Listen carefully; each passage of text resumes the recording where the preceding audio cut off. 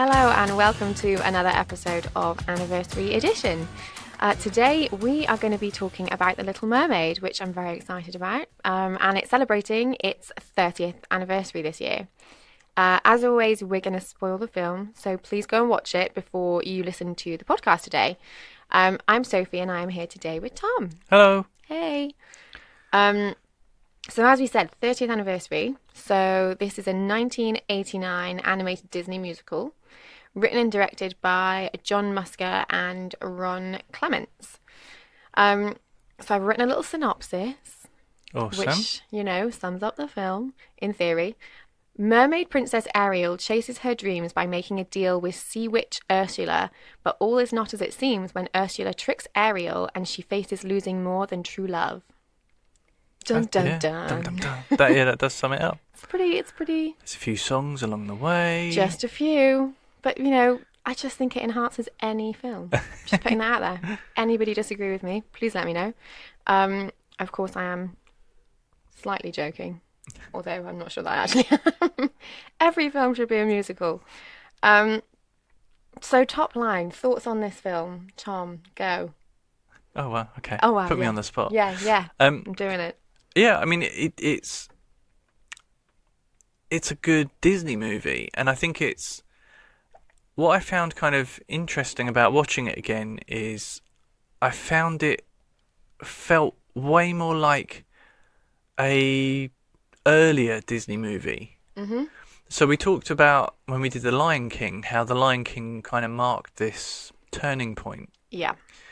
And I think this kind of highlights that as well. I haven't seen Pocahontas or Mulan. Oh my God, I love Mulan. I've got the soundtrack. So I don't know if I don't know if this kind of statement holds up. But Okay. based on what I've seen, this feels much more like a 60s Disney movie, and from what I've seen of the imagery of Pocahontas and Mulan, their style is slightly more modern. Yeah, I think I would agree with that, definitely. Particularly Mulan. Right, yeah. And you're right in Pocahontas as well. You see some similarities because you've got the ships comparison. Right, okay. But even if you look just at those two scenes next to each other, I bet if you looked at the ship arriving in America versus the ship sailing in the ocean in The Little Mermaid, I think you'd see a really different style. Yeah. Yeah, I think you're spot on with that. Yeah, so it kind of like, it felt like an old, it doesn't feel like it should, it feels like it comes from the 60s or the 70s. So it feels very classic Disney. Yeah. To me. And interestingly, one Disney film I have seen fairly recently, because I watched it with my daughter, was The Princess and the Frog. Oh, okay, yeah. And I sat watching that thinking, this actually feels kind of a bit more classic than other Disney films that I'd seen recently. Yeah. Same director-writer team as this. No way. Yeah. Oh, I didn't realise that. Yes. And then thinking about the voodoo bad guy. Yes. And he's a great villain character. Oh, he's scary. Really scary. Yeah. And when I was watching, I think, it reminds me a bit of of Ursula. Yeah. Same sort of tone. And then it all kind of, when I was looking at all the research for this and stuff like that, I was kind of like, oh, right, okay, same writer-director. I can see there's a similarity there. Yeah. And, I can see... Makes sense. Yeah, I can see the lineage, if you like. Yeah. But yeah, it's absolutely kind of classic Disney. I mean, it does. It ticks all of those boxes. Did you enjoy it? Yeah, I did. Okay. I think it's one of the Disney movies that I'm probably... It's least aimed at me, I think. I mean, certainly now. And it would have been when I was younger as well anyway, because I would have been 9 when this came out in the cinema. Yeah. I think it actually came out because I think it was released in '89, but I think in the UK we didn't get it until 1990. Oh, really? Yeah, so I Okay. would have been sort of 9 or 10 when it was in cinema. Right. And I didn't see it in the cinema, but I did see it, I think, on VHS. Okay. So I would have been like 11 or 12, I think. Yeah. And I don't remember particularly loving it then or disliking it then. My overriding memory is like I must have watched it with my dad.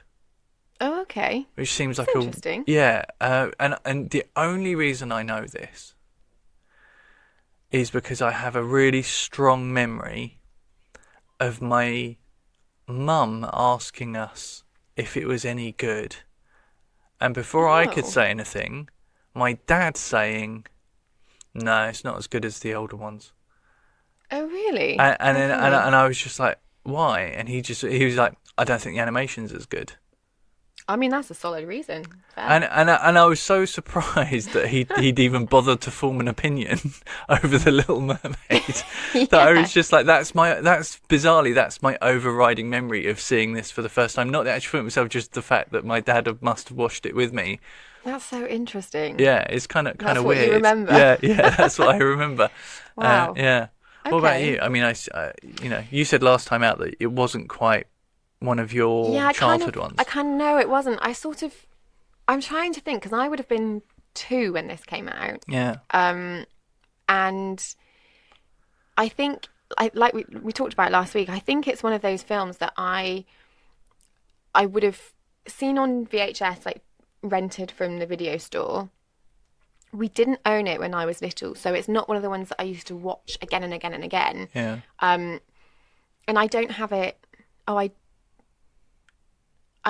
do have it on DVD, but my DVD is broken, and my sister has it on DVD for, well, air quote, for her niece. No, I'm sure it is for her niece. My niece, sorry. But I just, it wasn't one of the ones that I kind of kept going back to. Right. It's weird because in my head, I think because I just sort of missed it, and I think it would have gone into like the Disney Vault, and they did the whole re-releasing thing. So I think that's when I got it on DVD. But it's not one of the ones that I would pick up. And if I wanted to watch a Disney film, I would so rarely watch The Little Mermaid. Really? Yeah. Even after I had it. But it's not that I don't like it, because watching it again for this, I was like, oh, I love this film. It's so sweet. But I think in my head, Disney films are kind of, they're grouped. She's sort of, we touched on this, I think, when we were having a chat about it, but she's almost like the forgotten Disney princess, because she's kind of, you have like Snow White, Sleeping Beauty, Belle from Beauty and the Beast. They're all very kind of classic, like in a pretty dress, princesses, or they become a princess because they marry a prince, which in theory is what Ariel does. Yeah. But because she's a mermaid, it's like she's sort of this standalone, like, Yes. thing. Yes, I know what you mean. Yeah, she's not a traditional Disney princess. No. So that's why I think in my head she's always been a bit standalone as something that feels a bit different to a Disney princess. She was also different from every Disney princess that came before because she was a redhead. Well, yeah, and that was super iconic. Bizarrely, that was a big deal. Like It was a big deal. I think it was a lot of. I mean, I have friends who are redheads, and obviously they love the Little Mermaid. She's their favorite Disney princess. Yeah, same here. Yeah, because like there was no other representation for them. No, and it just kind of shows you that even, because there's ever since then there's we in cinema at the moment there's a lot of thing about representation of race, of religion, and and all this kind of stuff, and it's even now, like the fact they have cast a young black girl as Ariel in the live action thing.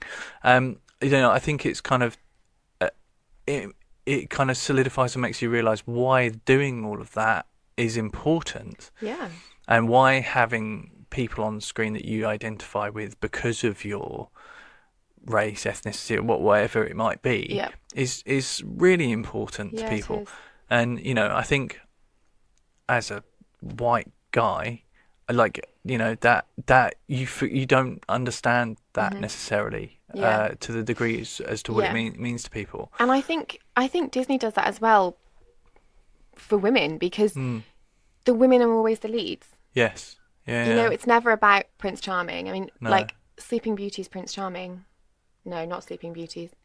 Cinderella's Prince Charming. Someone's Prince Charming, unless you look at sort of the actual stories that they're based on. Some of them don't even have names. No. It's just Prince Charming. Yeah. Because it's all about the woman. Yeah. And she literally takes the lead. Yeah. And I find it so interesting. I hadn't clocked that the writer-director team were the same as Princess and the Frog, because for me, I put Tiana in the classic Disney princess. In my head, she belongs with Aurora and with Snow White. She's that classic princess, despite the fact that the majority of the film she's a frog. Yes, which kind of places her in the same realm, in theory, as the Little Mermaid, as Ariel. But I don't think of her in that way. Do you know what the other Disney movie Clements and Musker did together? No, you're going to show me up now with my lack of Disney knowledge. Well, no, this really surprised me because I didn't know it. I didn't realise it at all. Which one? Yeah, it ties together these things, and it's Moana. Oh, I love Moana. Yeah, I think Moana is one of the best Disney movies that they've brought out in the recent incredible. Years. Yeah. But again, in my head, she's not a classic Disney princess. No, she's not. She's a super iconic. She kind of falls more to me in the realm of like Mulan and Pocahontas, because they're rule breakers. Yeah. They're iconic women who do more than sing in a dress. Yes. Well, that's the thing. Is like there's Tiana does to a degree. Yeah, I mean, there's a bit in Moana where Maui's like, "Oh, you're a princess," and she's like, "I'm not a princess," and he's like, "Of course you are. You're the daughter of the chief. You're gonna, and he lists out why she's the princess, but she doesn't see herself like that. Yeah. Yeah. So I think it's interesting that there's some definite lineages with all of those movies. So interesting. And the themes involved. Mm-hmm. Oh yeah, definitely. Yeah. I mean, I do really like this film. It's just, I think it doesn't hold quite as special a place in my heart as other Disney films. But then I can't think why, because I was watching this and I was like, I like all of it. Yeah.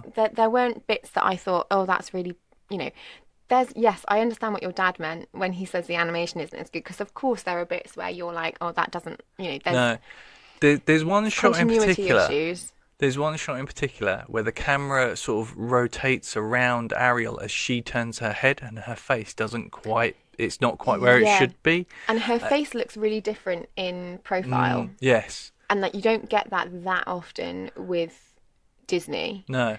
So I kind of get what he means. Yeah, yeah. And it is really, it's really interesting. I mean, there are so many themes in this that are like worth talking about. Yeah. But I think there are in any Disney film. I think what's so great about Disney is that you look at it and you're like, oh, it's a cute animated like fluffy cartoon that I can sing along to, which obviously it is. But there's so much more going on. I think that's what's so clever is, when parents watch Disney films with their kids that they watched when they were children, you see so much more, and the film takes on a whole nother meaning when you're a parent watching it with your child, and then even just watching it as an adult, there's so much more. Like when we talked about The Lion King, I'd always, you don't like Scar and you're really sad when Mufasa dies, but you don't quite grasp the level of like manipulation of a minor that is going on from Scar until you actually watch it with a slightly more critical eye. And I think you, as an adult, and again with Ariel, Ursula completely manipulates her. Yes, she has an agenda. She's looking for a weak spot. She wants to rule the ocean, and she completely manipulates and takes advantage of a teenager's first crush. And she knows exactly what she's doing. And it's fascinating. There's so much more going on. And I do love the songs in this as well. Like they're so joyful. Well, I mean, Under the Sea won an Oscar. Yeah, I mean, it's a great song. Yeah, I can, that. Again, that's a song that I remember, like it was a big song during my childhood. Like it was a big thing. And even though I'd probably only watched the film once on VHS, I knew that song. Yeah. Yeah, but it's interesting what you say about it and how you look at it, because I think probably watching it at the age of 11 or 12, I probably was like, oh, it's, if someone said, what's the story of the Little Mermaid, I would have said it's about a girl who's falls desperate in love and will do anything to get the guy, including making a thing. But for me, watching it now, it's almost like it's about a young girl who's desperately unhappy. And I completely missed that as a kid. Yeah, I mean, yeah, at the beginning, it is partly that. Yeah. But actually, for me, it's actually that, like, from my point of view, it's a story about Triton. Well, yeah. And a father learning Of the course. fact that his daughter is going to do things that are dangerous and ill-advised, but sometimes that has to happen because she's got to find her own way. And just because he wants to protect her from doing something that is dangerous doesn't mean that it isn't worth it necessarily. Yeah. That's so interesting. I think that he has to learn to let go and let her be who she is. Well, he has to. It's the age-old story of, if you love someone, you have to let them go, right? Yeah. And being a parent, that you do have to trust that your children will hopefully make good decisions that make them happy in the long run. But see, even watching it now, I mean, I'm not a parent, so maybe that's why I see it more as Trident's story, because I think the story actually that I want to watch now is about Ursula and why she was, expelled, and why she's got such an agenda, because actually that is the driving force of the entire film. Yes, yeah. Because if, Ariel can fall in love and want the guy as much as she wants to, but actually, Ursula is the one that makes the plot move forward. Absolutely, because that's the thing. I was like, I was watching it, I was thinking, in your head, you're like, oh, it's a story about Ariel. And as you're watching it, thinking, oh, it's kind of not. She doesn't... She's kind of a pawn. Yeah. In Trident and Ursula's history. Yeah. I mean, like, the only thing that Ariel actively does is just, go on. Like, she goes searching for something, and she happens to see Eric and fall in love. But from that point on, all of the actions in the movie, she's being manipulated by other people. Yeah, and she just doesn't realise. Yeah, and she's reacting to the situation she's put in. It's really interesting as well, though, because obviously every girl wants to know, what Disney princess am I, and who's my favourite. Yeah. So I always loved Belle from Beauty and the Beast, and my sister and I were talking, this was quite a while back, I think, again, because I never really think of Ariel as being... one of the Disney princesses, or one of the classic Disney princesses. I don't really think about her, but my sister was like, oh, you're quite like Ariel, because actually, as much as we're saying, oh, Ursula's the driving force, she is, but she couldn't be the driving force without Ariel that's true, going to her. Yes, yeah. And my sister was like, oh, it's like she's making things happen. Yes. Because she wants to change things. Yeah. Rather than kind of Belle wants to change things, but the only reason things change is because her father goes missing and she goes to try and find him. Yeah. And the only reason that things change for Snow White, for, Aurora, they're not really change makers, they're not go-getters. Yeah. Whereas, Tiana is, Moana is. Tiana, it is Tiana, it is Tiana, yeah. Moana and Ariel, written and directed by the same team, they're all go-getters. They're all unhappy, and they all make change by themselves. Yeah, they feel they're not in the right place. Yeah. Whereas obviously in this instance, literally Ariel is fish out of water. Literally a fish out of water.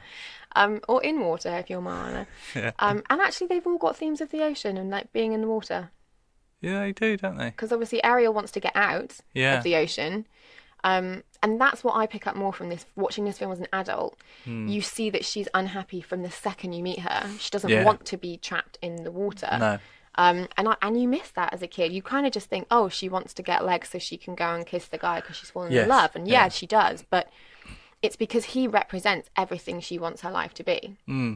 She wants to know more about that world. And it's interesting that that's kind of what I notice more, because I think there's a line that Sebastian says where he says something like, oh, you know, you can just live back down here and you'll be, and he looks at her face and he says, oh, miserable for the rest of your life. Yeah.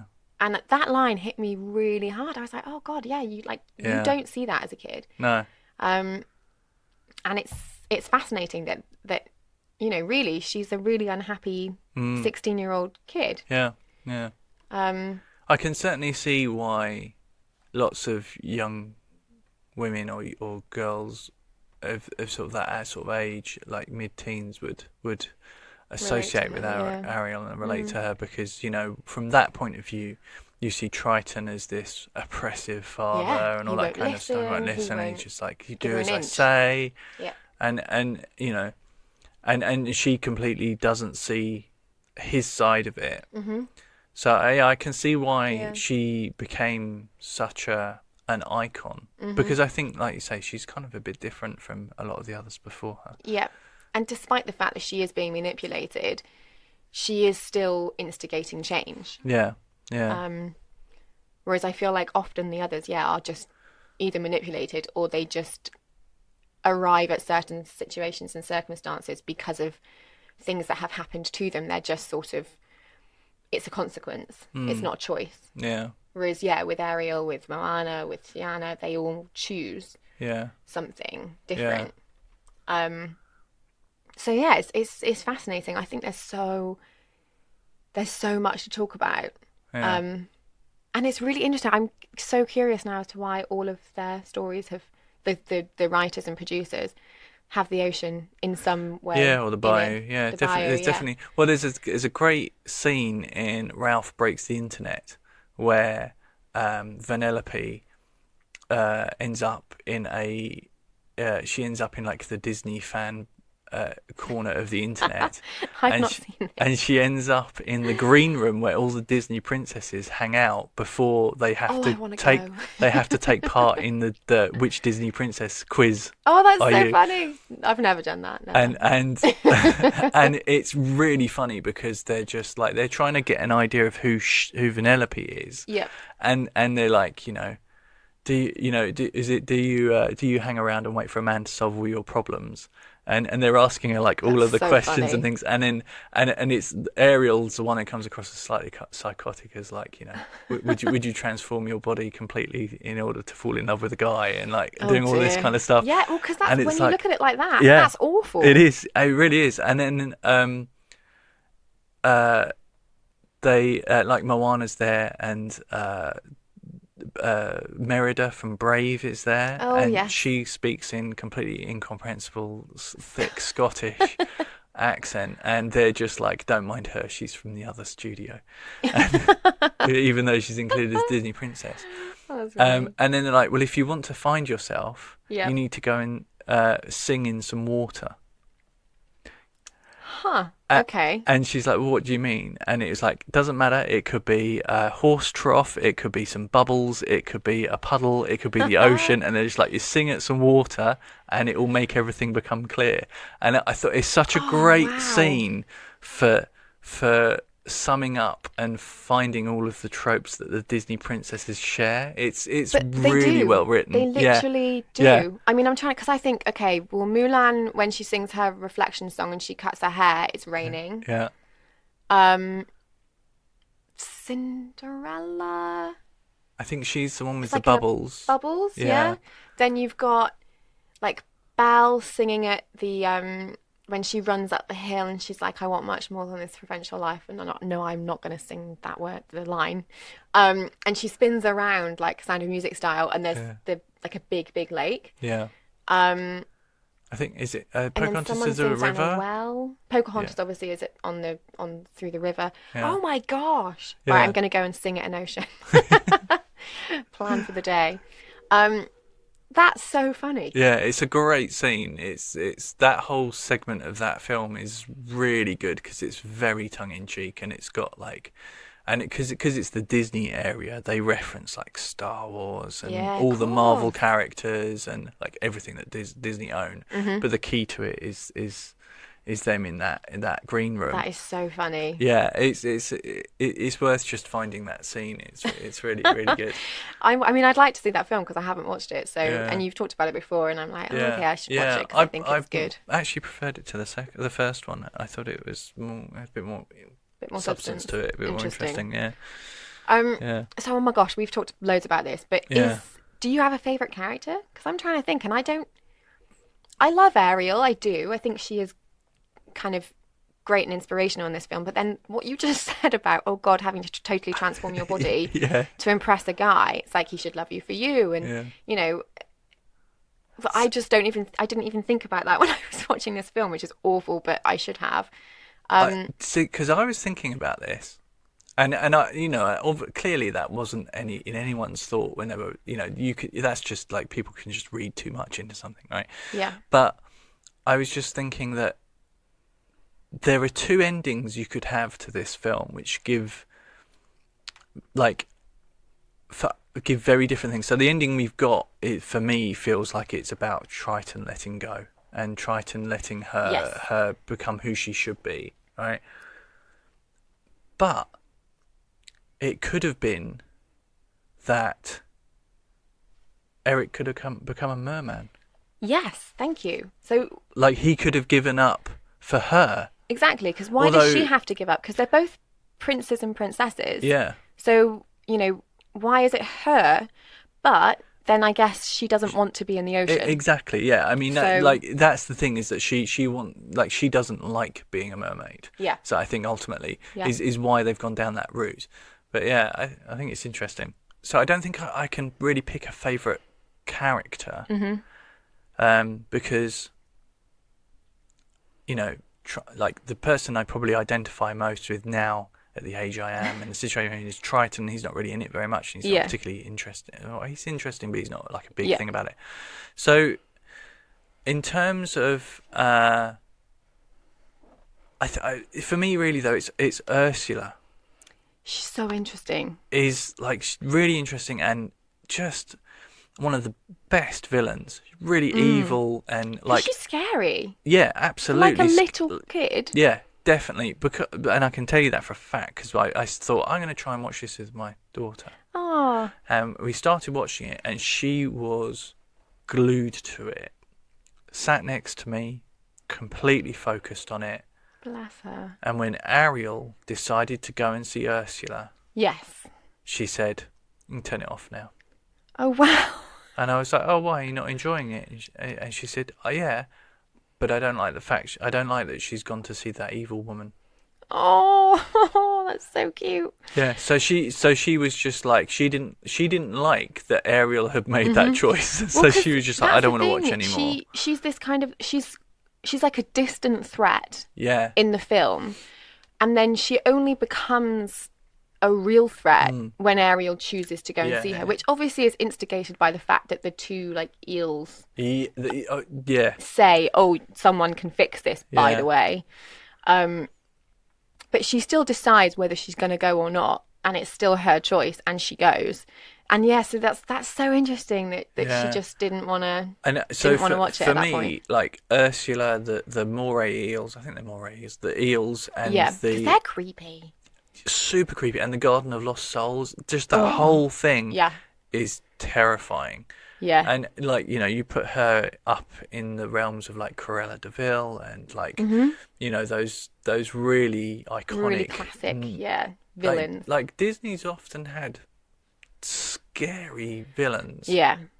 I mean, I'm trying to think who's kind of the most scary. I mean, you've got the stepmother in Snow White. The witch. Is she a step? No, there's a witch. Oh yeah. I mean, yes, she is, but she's both. Yeah. And then you've got, I mean, Sleeping Beauty. Yeah. But then having watched Maleficent, I thought that was so clever. Have you seen that? No, I haven't. I've heard it's very good. But it's about why she's like she is, right? Yeah, and you should watch it. I liked it. So you kind of see Maleficent in a different light. Right. I mean, she's quite scary, but the thing is, I think because of the way they were drawn, I don't know that the evil is quite as threatening as later when they're drawn better. I mean, better, that's maybe the wrong word, but I think of like in Princess and the Frog, the voodoo guy, he's scary. Like I watched that as an adult and I was a bit, ooh.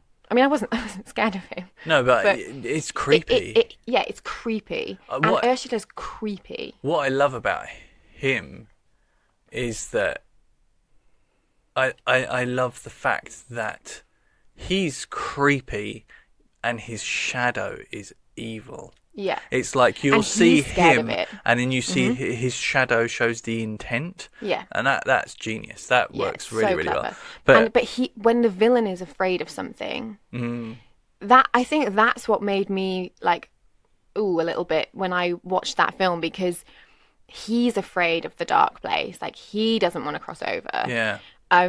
Whereas Ursula isn't really scared of anything. Like she's not scared of Triton. No. Like she just knows that she has to find his Achilles heel. But like Jafar, for example, he's quite creepy, but he's not scary. And I think it's because Iago, like his little sidekick, is less threatening. Yeah. So it kind of softens him a bit. But interestingly, I don't know if you've seen the live action Aladdin. No. Which I actually thought was pretty good.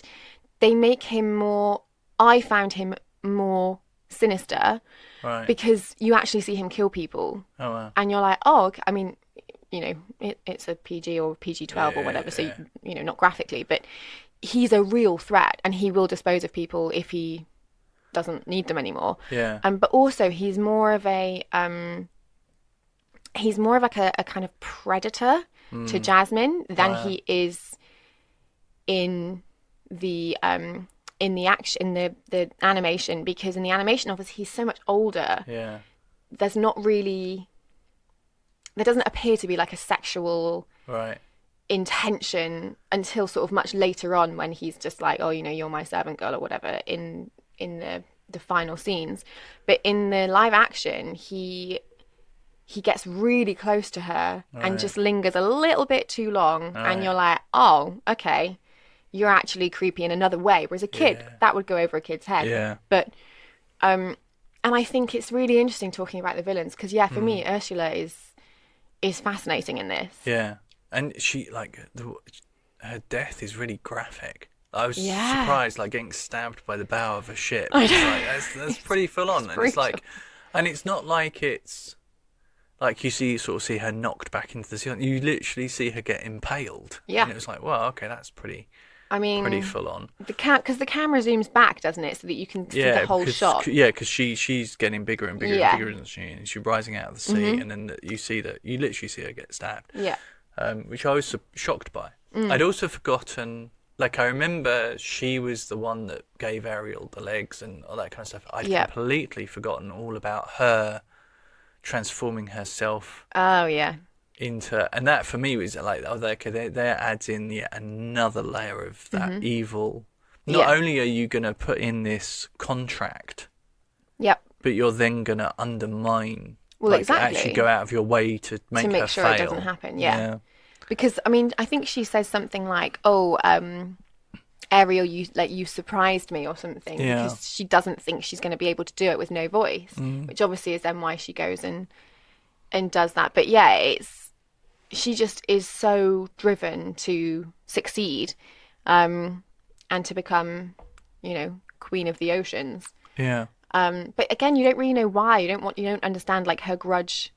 Like, no, I want to know more. Yeah, I want to understand like why she is evil, because you know, you trace other things back, and especially through Disney, and there's often kind of a reason why, or in the retellings like Maleficent, it's so clever, and it's so interesting the spin they put on understanding a villain, and it's the same in you know, having watched Wizard of Oz and Wicked, the book and the musical. I've not read the book. Apparently it's a lot darker, but the musical, it's all told from the Wicked Witch of the West's perspective. Well, kind of. It's Glinda's perspective, but it's the fact that she wasn't always evil. Yeah. And so it is really interesting. Like, I'd love to learn more about that. And I hope that in the film, the live action film that they're doing, that they maybe, I don't know, add like another dimension to Ursula, so that maybe you get a little bit more of an inkling as to what happened. I think it's Melissa McCarthy's playing Ursula. I think. Oh really?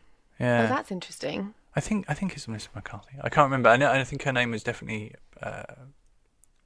in the mix. And there was somebody else. I think a lot of fans had been. It needs to be this lady. I can't remember who that was. But I think Melissa McCarthy got it.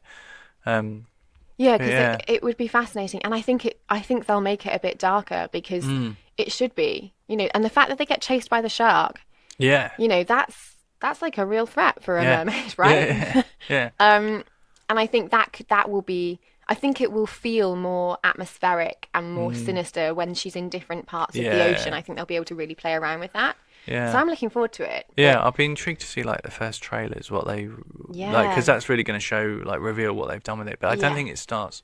I don't know if it starts shooting early next year. Yeah, I'm not sure. It's only just they only just started casting and announcing it. Yeah. I mean, is there anything that you thought was really weird about this film, or that you didn't like? No, I mean, only we've touched upon a couple of slightly iffy moments with the animation and my dad's thoughts on that. But no, not really. I mean, I think it, like I said before, I don't think I really clocked how much of a classic Disney film this is until watching it again this time, really. Yeah, and me as well. I think it's retaught me. Like I still see her slightly differently, more in the realm of Pocahontas and Mulan, like change makers. But she is a classic princess. She marries the prince, and she gets her dreams come true, and she's she tries to help people. She's a great sort of icon. Yeah.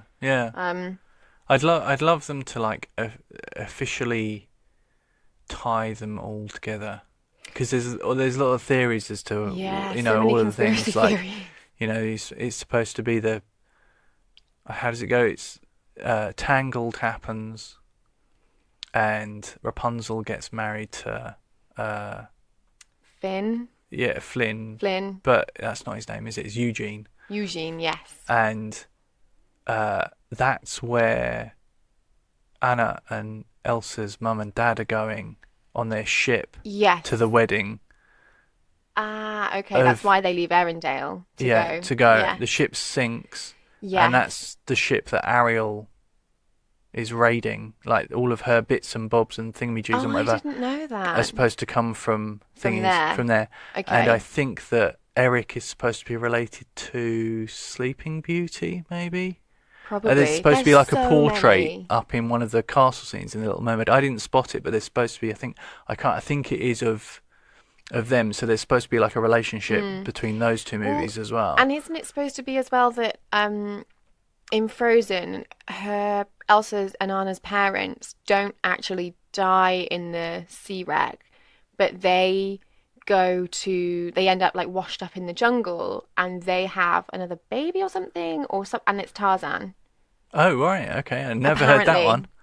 I mean, I might have completely made that up, but I'm sure someone said that to me before, that there's something that they don't die and they end up in a washed up wreck. Wow. Okay, that's interesting. Because then there's the other thing is, because in Frozen, at the coronation, Rapunzel and Flynn are there. Oh my goodness, I completely missed that. Yeah, you just, like, literally in the corner of the, as Anna, she's doing her song it's the coronation day around the town, and as she goes back to the castle, she kind of barges past them as they're walking in. You just see Rapunzel's short brown hair, which obviously you wouldn't notice because now she's got short brown hair and not long blonde hair. Yeah. How funny! I mean, I love the the fan conspiracy theories. They are pretty cool. I've never really, evidently, delved much deeper than the odd bits here and there. Yeah. But it is interesting, to see how they're all tied together. Yeah. Especially when you see them playing around with it in things like Wreck-It Ralph. It's like, are they going to have some throwaway comment where, like, Anna says to Sleeping Beauty, "Oh, calm down, Auntie," and you're like, exactly. "What?" Yeah. Like, are they going to do it? But for me, there's nothing like, apart from the little things we've talked about that's odd or strange about this. I really like this film, and I think it's a really good, it sends out fairly good messages. Just apart apart from the whole, changing everything about who you are to be with a guy, that's less than ideal. But she doesn't really. I mean, she just No, she doesn't, and it's what she wants. Yeah. She wanted it before she saw him. Mm. So, and I think that's the qualifying factor, isn't it? Yeah. I think that's what kind of makes it feel like, no, she's always wanted to be out of the ocean and to learn more about humans and to be able to, live as a human. Yeah. And I mean, I think that whole argument is negated. Like, if he loves her when she's a mermaid as much as he loves her when she's in human form, then that actually doesn't matter. Doesn't apply. Yeah. Yeah. So yeah, I think it's thumbs up from me. Yeah. I like me this. too. I mean, for me to say that I hate a Disney film, I don't know. It'd be like my evil twin or something. It's just not. It's not going to happen. Yeah, I'll be interested to see like when my little girl will watch it all the way through. Yes. Because there are scenes in she's watched Princess and the Frog all the way through. See, I think that's scarier. Yeah, but she was fine with that, and she's watched Moana. She's watched for ever since she was a couple of months old. Yeah. So yeah, I'll be interested to see at what point she can get past the whole Ursula's not very nice. Maybe it's because it's an octopus, like and they're real. Maybe. Maybe it's a bit more of a real threat. Perhaps. Yeah. Perhaps she doesn't. Because she's quite astute. She knows, she's a smart little girl. So maybe it's that. Maybe, yeah. We'll have to see. But yeah, definitely go and watch Little Mermaid and continue to watch The Little Mermaid. So next week, so different. We're going to be talking about Rear Window. Yeah. So no animation, no singing. Oh, there is singing. But, yeah, there is actually. Yeah. Yeah. But not quite the same as Disney. No. So I'm pretty sure I've watched this. In parts, maybe. I'm like certain I've watched it, but I'm slightly starting to doubt myself. When I know I have to go watch it, I'm like, have I actually watched it? Because I'm familiar with the concept, so I think I have. But yeah, I'm a bit reluctant to confirm. Have you you've seen this, Tom? Yeah. It's, Loads, or? Yeah, it's. I think when you study film at any level, you're always gonna watch a Hitchcock movie. Of course. And there are so many great Hitchcock movies, and I don't just mean like good movies. I mean absolutely great Hitchcock movies. And I think that Rear Windows, you put it in the same group as Psycho and North by Northwest and 39 Steps and The Lady Vanishes, and I guess other people would lump in Vertigo, although I'm not that keen on Vertigo. Oh, interesting. I don't know why, I just never really clicked with it. Okay. And I guess The Birds, and so there's a whole it's right up there, and it's iconic, and we've often been a fan of really self-contained films. We have. It doesn't get more self-contained than Rear Window. No, it doesn't. I'm excited to air quote watch this film. Because I can't remember if I have seen it. I can't remember the ending. Right. Okay.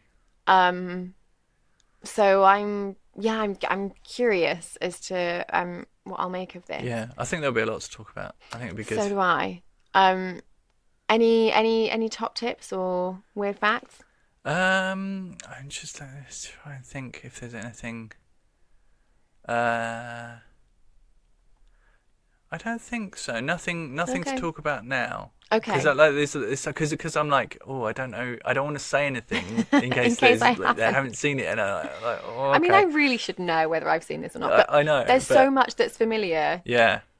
About it that I already know, but I'm like, is that just because? But you might have just seen. I just picked it up. Yeah, because I mean, when you see these shows that talk about great movies, you often see clips of Rear Window, or you've seen. So it might just be that you're aware of it through popular reference as Yes. opposed to actually seeing the full thing. So we won't talk about Okay. anything. Okay. That seems now. fair. We'll But save next it. week, we Yeah. absolutely will be. Absolutely. So do join us next week. You know, get your classic Hitchcock out, your little box set, if anyone actually has DVDs anymore. And join us next week where we'll be chatting about that. But thank you for listening. Bye. Bye.